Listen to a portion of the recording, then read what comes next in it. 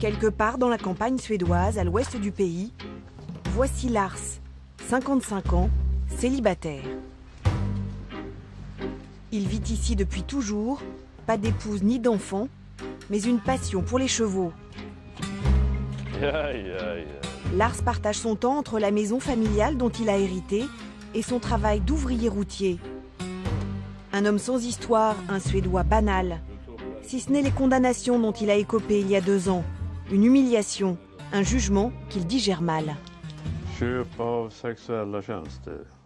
Achat de services sexuels. Les faits, Monsieur X a reçu le 3 novembre 2011 dans la rue Larovertsgatan à Göteborg un service sexuel ponctuel contre rémunération. Comment avez-vous réagi? Je m'attendais vraiment pas à ça. Les agents ont frappé à la fenêtre de la voiture, ils ont braqué une lampe torche sur moi et la fille, et puis ils ont brandi leur badge de police. Peut-on dire que vous êtes un client régulier de prostituées? Ouais, on peut le dire. À quelques mois d'intervalle, Lars a été surpris 2 fois dans sa voiture avec une prostituée trouvée sur le trottoir. 350 € d'amende à chaque fois. Est-ce que la loi vous empêche de continuer à voir des prostituées? Ah bien sûr, c'est simple, hein. Il n'y aura pas de 3e fois. Mais je vais être honnête. Maintenant, je fais juste davantage attention. Je vais dans les salons de massage thaï. Dans la vie, on peut s'acheter tout ce qu'on veut. Mais en Suède, on ne peut pas acheter une relation sexuelle. C'est étrange. Lars a accepté de témoigner à visage découvert. Une démarche rare dans ce pays où les amateurs de prostituées sont des délinquants. Punir les clients, considérer les prostituées comme des victimes, la Suède est le premier pays à s'être engagé dans cette voie. C'était en 1999, avec la loi dite d'achat des services sexuels. Une amende et même la prison pour le client. Une prise en charge pour les prostituées pour les aider à décrocher. Au début, la loi a fait scandale. En 14 ans, 5000 hommes ont été condamnés. On nous disait, mon Dieu, vous ne pouvez pas faire ça. Vous ne pouvez pas interdire ce qui est presque un droit de l'homme. Cette loi sert-elle à quelque chose? Nous avons rencontré les policiers qui l'appliquent. Je pense qu'à moi tout seul, j'ai arrêté plus de 700 hommes pour l'achat de services sexuels. Mais aussi les clients pourchassés et des prostituées qui revendiquent leur libre choix. Si j'emmène votre séduisant caméraman dans cette pièce pour coucher avec lui sans argent, je suis une femme libérée qui gère sa sexualité. Mais s'il me donne 50 €, je deviens une victime. Dans les bas-fonds de la prostitution suédoise, nous avons enquêté sur cette loi qui pourrait bien être importée en France.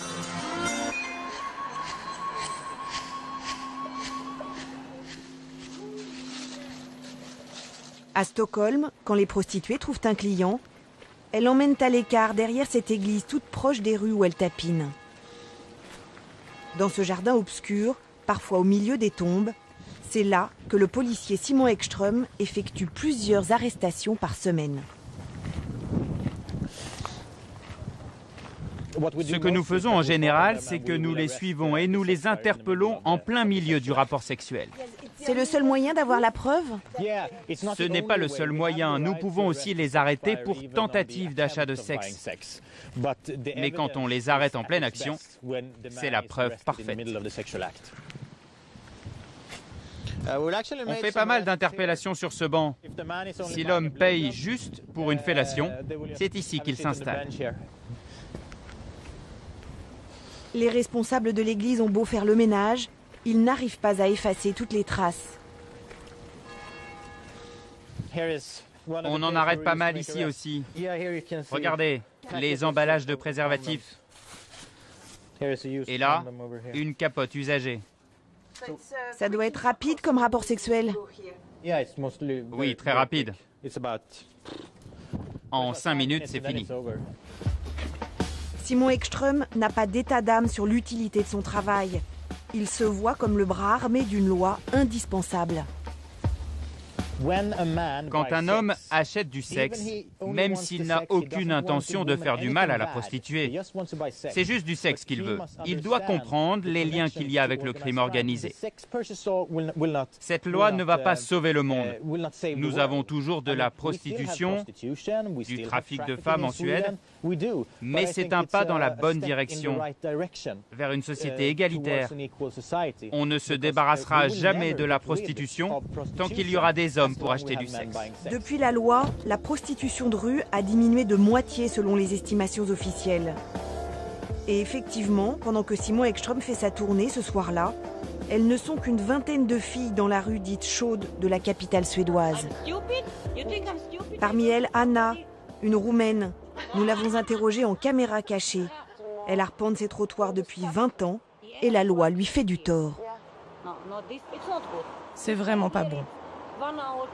On peut rester 1, 2, 4 heures. Et le week-end, on peut rester jusqu'à 5 heures du matin. Aucun client. Les hommes, ils ont peur de descendre dans la rue. Tous. Ils ont peur maintenant. Tiens, regarde là-bas, il y a la police. Là, la Volvo. Celle qui est garée là-bas? Oui, c'est les deux vieux ce soir. Chaque année, c'est pire. Les clients, ils se font attraper de plus en plus. Les clients réguliers, on les prévient, on leur dit « Pas maintenant, la police est là ». Mais si c'est un client qu'on voit pour la première fois, je m'en fous. Il se fait attraper ou pas, c'est pas mon problème. Vous prenez le risque. J'ai besoin d'argent.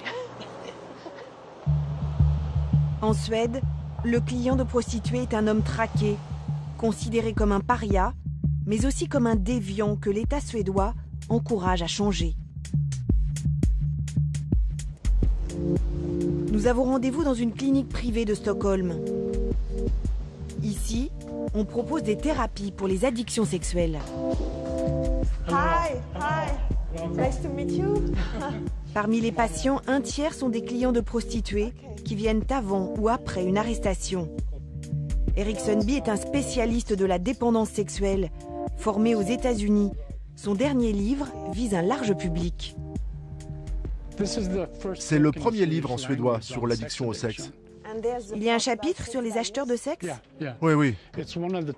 C'est l'un des profils des accros au sexe. Ça ne veut pas dire que tous les clients de prostituées sont des sex addicts, mais l'achat de sexe, c'est souvent un symptôme. Avec des groupes de parole réguliers, des entretiens individuels, il faut 1 ou 2 ans pour chasser ces démons. Le traitement coûte environ 400 € par mois. Pénaliser les clients de prostituées qui sont des sex addicts, c'est faire en sorte qu'ils prennent conscience des effets négatifs de leur comportement, ce qui est une bonne chose à long terme. Ça leur met la tête dans la merde, bien profond. « Oh mon pote, tu dois arrêter ça !» C'est pour qu'ils comprennent bien, qu'ils arrêtent de se mentir et qu'ils trouvent une autre façon de vivre. À ces hommes en souffrance, souvent mariés, pères de famille, les thérapeutes essayent de faire comprendre ce qu'est une sexualité équilibrée. Je crois que l'un des sens de la vie, c'est de vivre une sexualité qui vous épanouit. Une sexualité qui vous rend proche de l'autre, qui vous prouve que vous comptez pour quelqu'un, qu'on vous aime. Mais acheter du sexe, selon moi, c'est un comportement primitif. Ça ne répond pas à vos réels besoins. Les clients de prostituées sont de plus en plus nombreux à franchir la porte de cette clinique en plein essor. L'un des effets d'une loi qui aujourd'hui en Suède fait consensus. 70% des habitants approuvent l'idée de sanctionner le client. Mais à la fin des années 90, au moment où elle a été adoptée, c'était une autre histoire. Il aura fallu plus de 10 ans de lutte au mouvement féministe suédois pour y parvenir. Angela Bossan était en première ligne. Cette pancarte dit « Le client crée la prostitution ». Pas de demande, pas de marché. Donc c'est ça la philosophie de la loi. Oui, et là c'est marqué, il n'y a pas de pute. Il n'y a que des femmes, c'est sur celle-là. Angela Bosson, féministe historique, a mené ce combat jusqu'à l'adoption de la loi en 1998 par un parlement comptant 41% de femmes. La prostitution, la pornographie, l'inceste, toutes ces violences envers les femmes sont des violences sexualisées, qui ont les mêmes racines. Les femmes sont des êtres humains. Vous ne pouvez pas vendre des êtres humains. Elles ne sont pas des marchandises. Et il n'y a pas de pute heureuse, croyez-moi. Ça n'a rien à voir avec la sexualité de la femme. Cela ne concerne que la sexualité des hommes. Trop de gens ont tendance à l'oublier. Le monde entier scrute le modèle suédois. Mais en 14 ans, seules la Norvège et l'Islande lui ont emboîté le pas.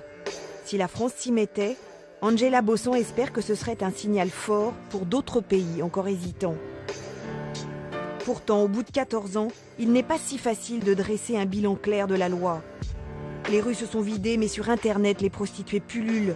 Beaucoup d'étrangères, mais aussi des Suédoises, comme Linda. Nous l'avons rencontrée à Göteborg, dans le sud du pays. Depuis 6 ans, elle vend ses charmes exclusivement sur Internet. Hi.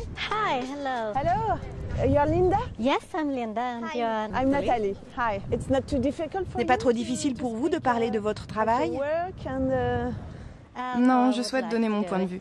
Même si je suis un peu nerveuse, j'ai vraiment envie de parler. C'est dans une bibliothèque qu'elle nous a fixé rendez-vous. Linda poursuit des études grâce au temps libre que lui laisse son activité de prostituée. Selon elle, la loi a raté son but. Vous recevez beaucoup de demandes par mail? Oui, beaucoup. Mais vous savez, avec la loi, les prix ont augmenté. Ce n'est vraiment pas le signe que la demande baisse, bien au contraire. Les auteurs de cette loi ne s'intéressent pas à ce qui se passe dans la réalité, seulement à leur idéologie. Celles qui, comme moi, ont décidé d'exercer librement le métier de prostituée n'existent pas à leurs yeux. Moi, personne ne m'a forcée. Je vis très bien le fait d'être une prostituée. Je ne suis pas une victime, au contraire.